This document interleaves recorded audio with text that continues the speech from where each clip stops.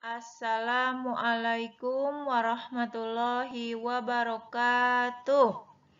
Selamat pagi anak-anakku kelas 6A dan 6B. Hari ini kita berjumpa kembali dalam muatan pelajaran IPA tema D, tema 4 ya, globalisasi. Silahkan kalian bisa buka halaman 12. Nah, sebelum kita belajar, sebaiknya kita berdoa dulu ya. Mari kita berdoa di dalam hati. Berdoa mulai. Ya, selesai. Anak-anakku, Ibu harapkan kalian tetap semangat ya. Nah, kita mulai saja. Untuk tema 4 IPA, kita akan belajar tentang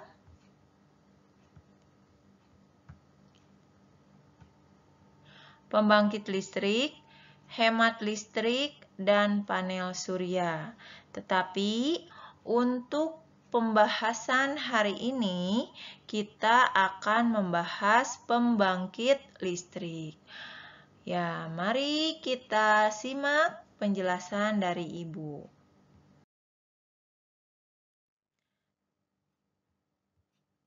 Nah, pembangkit listrik. Apa itu pembangkit listrik? Pembangkit listrik adalah bagian dari alat industri yang dipakai untuk memproduksi dan membangkitkan tenaga listrik dari berbagai sumber tenaga.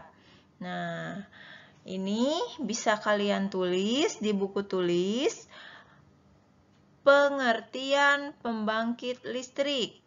Ya, jadi yang cukup ditulis tuh hanya pengertian dan macam-macam pembangkit listrik. Nanti ada 8 ya. Sebetulnya ada 7 karena yang mikrohidro itu masuknya ke pembangkit listrik tenaga air. Nanti Ibu jelaskan ya. Kalian tulis, ini tulis di buku tulis. Lalu macam-macam pembangkit tenaga listrik. Yang pertama adalah pembangkit listrik tenaga air atau disingkat menjadi PLTA. Nah, yang kalian tulis ininya saja nomor 1, pembangkit listrik tenaga air dalam kurung PLTA. Udah cukup itu saja ya. Nah, seperti namanya, jenis pembangkit listrik yang satu ini memanfaatkan arus cepat yang dihasilkan oleh air untuk menggerakkan turbin pada generator mesin. Nah, apa itu turbin? Kalian bisa buka di halaman 12. Ya. Turbin adalah roda besar yang berputar cepat. Turbin berfungsi mengubah aliran air menjadi energi gerak. Kalau generator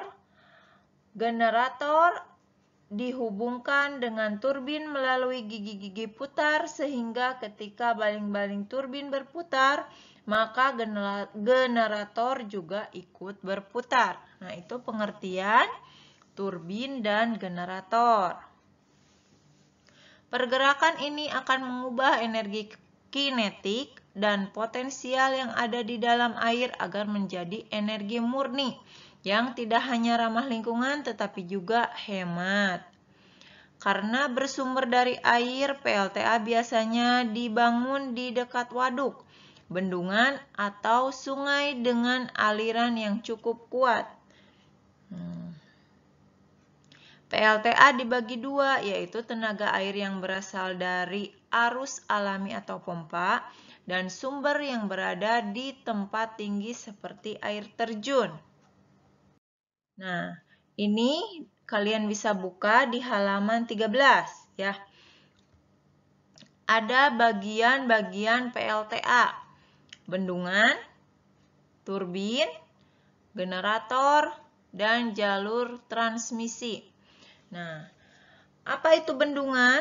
Bendungan berfungsi menampung air dalam jumlah besar agar tenaga yang dihasilkan juga besar. Penjelasan turbin dan generator sudah Ibu jelaskan tadi. Yang keempat, jalur transmisi.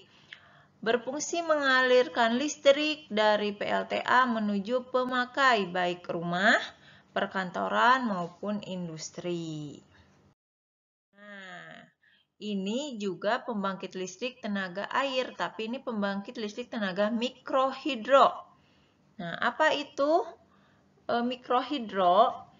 Nah, PLTMH memanfaatkan saluran irigasi sungai atau air terjun tanpa dibendung terlebih dahulu.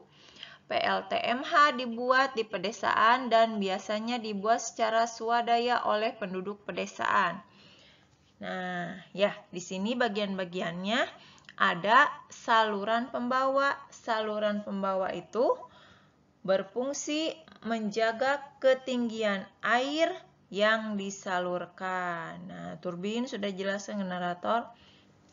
Lalu yang keempat, panel kontrol berfungsi untuk menstabilkan tegangan. Ya, ini masuknya. Jadi pembangkit listrik tenaga air itu ada dua. Ya, nanti di buku catatannya ini juga jangan. Nah, nomor 2, pembangkit listrik tenaga surya. Pembangkit listrik tenaga surya biasanya banyak digunakan pada perumahan komersil. Ya, perumahan-perumahan yang harganya mahal ya, yang fasilitasnya banyak. Jenis pembangkit listrik ini memiliki sumber yang kuat karena berasal dari energi panas matahari yang sangat berlimpah. Sama seperti PLTA, PLTS mengandalkan sumber energi murni alami sehingga sangat ramah lingkungan. Alat ini bekerja dengan menggunakan panel surya yang dapat menyimpan energi listrik serapan sinar matahari ke dalam baterai. Jadi, si panasnya diserap oleh ini nih, kayak genteng ini ya.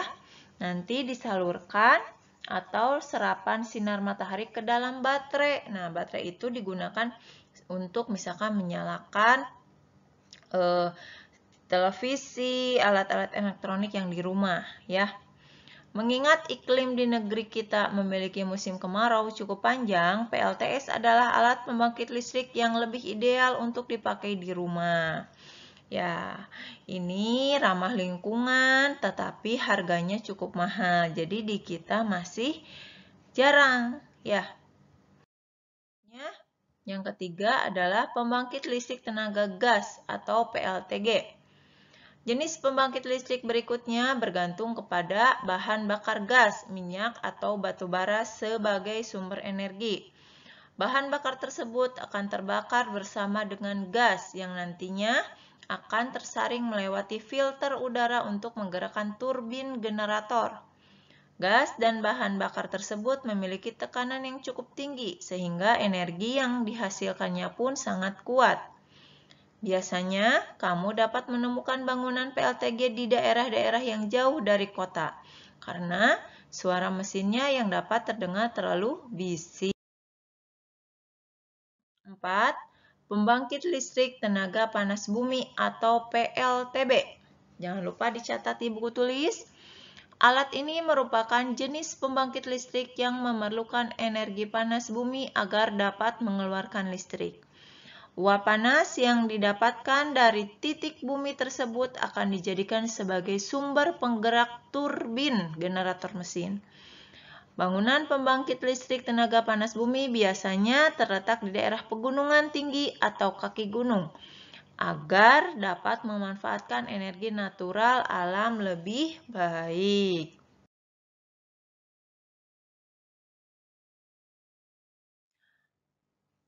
Pembangkit listrik tenaga uap atau disingkat sebagai PLTU.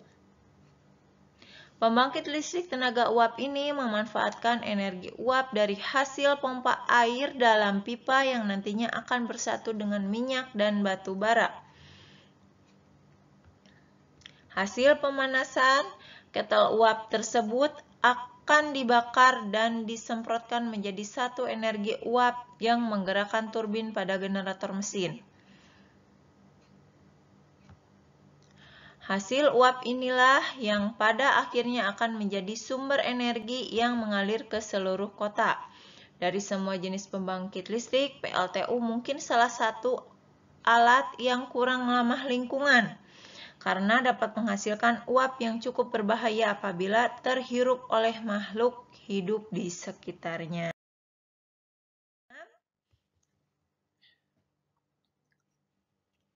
Oh, ini yang ketujuh ya? Ya, yang ketujuh. Jadi, 7 itu dengan yang tadi ya, PLTMH.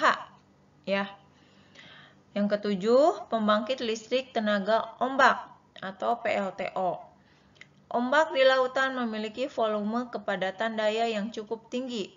Gerakan ombak laut yang tinggi bergulung tersebut yang dimanfaatkan banyak negara untuk menghasilkan energi listrik yang cukup besar. Penemuan jenis pembangkit listrik ini termasuk baru dan sudah terbukti sebagai salah satu alat yang ramah lingkungan dan juga murah. Karena emisi yang dihasilkannya sama sekali tidak ada. Menurut para peneliti dunia, pembangkit listrik tenaga ombak diprediksi akan menjadi mesin penghasil listrik terbaik karena ramah lingkungan tentunya ya. Nah, itu saja penjelasan dari Ibu, anak-anak. Jadi, Ibu ulangi ya. Pembangkit listrik itu semuanya ada 7. Ya, ada pembangkit listrik tenaga air, tenaga air itu ada 2. Ya, ada pembangkit listrik tenaga air dan ada pembangkit listrik PLTMH atau mikrohidro. Nah, selanjutnya yang ketiga, jadi tadi yang ke-1, yang kedua PLTMH. Yang ketiga adalah pembangkit listrik tenaga surya, itu nomor 3 ya. Yang keempat, pembangkit listrik tenaga gas. Yang kelima, pembangkit listrik tenaga panas bumi. Yang keenam, pembangkit listrik tenaga uap. Yang ketujuh, pembangkit listrik tenaga ombak ya. Jadi tadi itu sebetulnya PLTMH itu masuknya ke PLTA ya. Tetapi kalian terserah mau dipisah atau mau disatukan gak apa-apa ya. Yang jelas Ibu minta kalian tulis pembangkit listriknya di buku tulis dan tugasnya yang di buku tulis tidak usah dilaporkan. Ibu yakin kalian pasti menulis. Nah, yang dilaporkan dan difoto hasilnya kirim ke WA Bu Silvi itu yang di halaman 24. Kalian gambar, boleh di buku gambar, di kertas HVS atau di kertas bekas. Ya. Kalian warnai secara sederhana lalu beri keterangan nomor 1 apa, 2 apa, seperti contoh di halaman 24. Mungkin tugas dari Ibu cukup sekian. Mohon maaf apabila ada kesalahan. Nanti ketika video call boleh kalian bertanya ya. Mohon maaf sebelumnya bila penjelasan Ibu kurang dimengerti. Wassalamualaikum warahmatullahi wabarakatuh. Terima kasih semuanya.